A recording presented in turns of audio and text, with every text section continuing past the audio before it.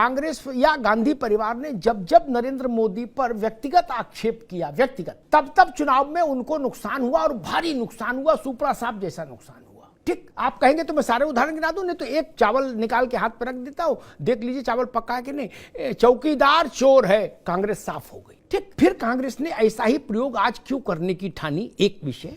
और दूसरा विषय, जो बात राहुल जी ने कही, यह बात, जिस बात को जयराम रमेश और पवन खेड़ा दोहरा रहे हैं कांग्रेस के लोग, ऐसा तो ऑपरेशन सिंदूर वाले दिन से लेके और कल तक पाकिस्तान ने कभी नहीं कहा था कि भारत ने सरेंडर किया। अब ये 65 का, 48 का, 71 वाला दौर तो है नहीं दुनिया का कि किसने बोला किसी ने सुने नहीं, जिसके सामने बोला उसी ने जाना। अखबार भी ट्रेन से पहुंचते थे, उनमें भी क्या छपा क्या नहीं छपा। अब हांगकांग में बोलो, होनोलुलु में बोलो, समुद्र के अंदर बोलो, आकाश में बोलो, सब सुन रहे। अब ये कौन सी बात हो गई, बोले वहां बोल ले, हमारे घर आके नहीं बोले। अरे आपने सुना ना जो बोले, सुन रहे हैं सब लोग, ये कान में रुई डाले।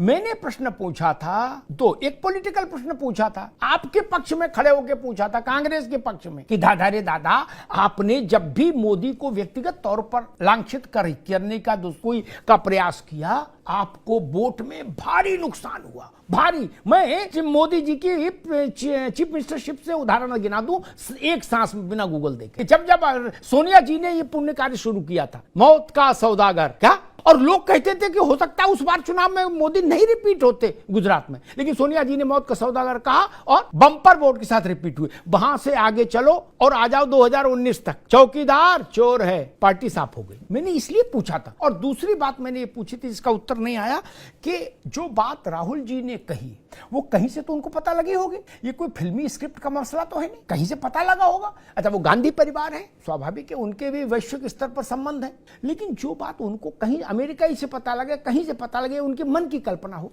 लेकिन ये बात जो इतनी गंभीर है, पाकिस्तान तो इसका पहले दिन से ढिंढोरा पीट रहा होता। आशीष चतुर्वेदी जी, अगर भारत ने सरेंडर किया होता तो ऑपरेशन सिंदूर वाले दिन दोपहरी से पाकिस्तान अब तक नरक कर चुका होता पूरी दुनिया में, ढोल पीट पीट के। हमने तो मुनीर से लेके, शाहबाज से लेके बिलावल तक किसी के मुंह से नहीं सुना।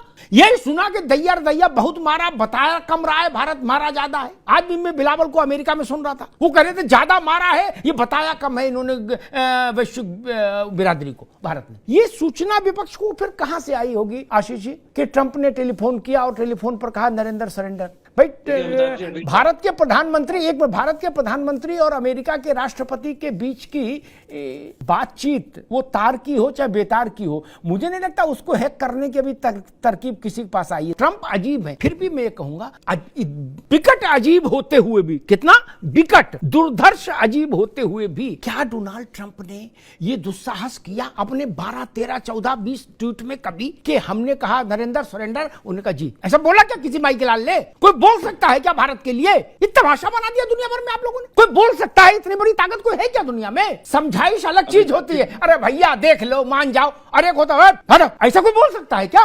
और समझाइश तो रूस के साथ भी हो रही है, जहां जहां टकराव होता है वहां दुनिया की समझाइश होती है। समझाइश को सरेंडर कैसे मान लिया गया और कैसे इसकी पुष्टि कर ली कांग्रेस ने, ये सवाल सबसे बड़ा। इंडी गठबंधन के पास क्या सबूत है कि टेलीफोन आया और टेलीफोन पर जो राहुल जी बता रहे हैं मंच से वो हुआ?